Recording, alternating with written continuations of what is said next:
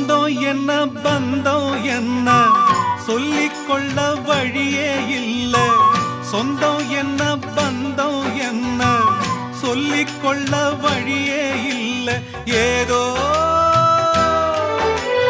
உள்ளம் போராடுதே, அதில் விழிகள் நீராடுதே.